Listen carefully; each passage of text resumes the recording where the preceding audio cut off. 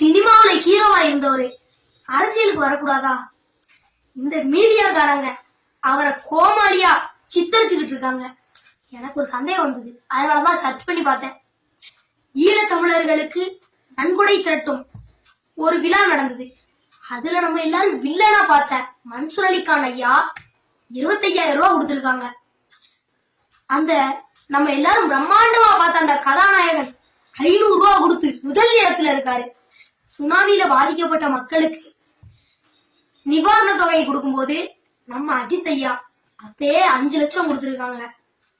ஒரு படத்துக்கு வெறும் 200 கோடி மட்டும் சம்பளம் வாங்குத அந்த ஏழை நடிகர் ஒரு கதாநாயகன் தெரு தெருவா உண்டியல் உலுக்கி ரசிகர் மன்றம் மூலம் நிவாரண தொகையை கொடுத்திருக்காரு.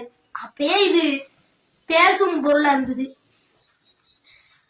ஒரு தன்னோட ரோல்ஸ் ரைஸ் காருக்கு டாக்ஸ் கட்டாம அரசாங்கத்தையே ஏமாத்தினவரு இப்போ அரசியலுக்கு வர போறோம் அப்படின்னு தெரிஞ்ச உடனேயே அவரு நல்ல பேர் கிடைக்கணும்ல, அதனால உதவி செஞ்சுக்கிட்டு இருக்காரு.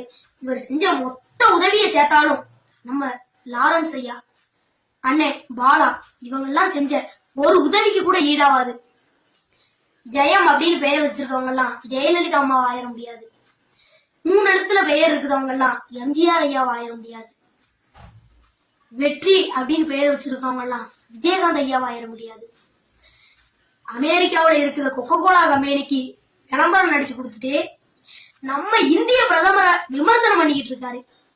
தன்னோட தாய் தந்தைய மதிக்காம அரவணைக்காத ஒருத்தரை தன்னோட மொத்த பேரன்பையும் கொண்டு வந்து ஒரு தலைவனுக்கு கொடுக்க போவே இல்ல, தன்னோட பாடி கேட்ஸ் தூக்கி தூர எரிதாங்க ரசிகர்களை. அதை சும்மா வேடிக்கை பார்க்கும் ஒரு தலைவனுக்கு இவ்வளவு கூட்டம் கூடுதுன்னு நினைக்கும் போது தமிழ்நாட்டுக்கே வெக்க கேடு. இப்படி வெக்கம் கெட்டு மானம் கெட்டு இப்படி எல்லாம் ஒரு ரசிகர் கூட்டம் இருக்கா அப்படின்னு நினைக்கல, ரொம்ப வேதனையா இருக்கு.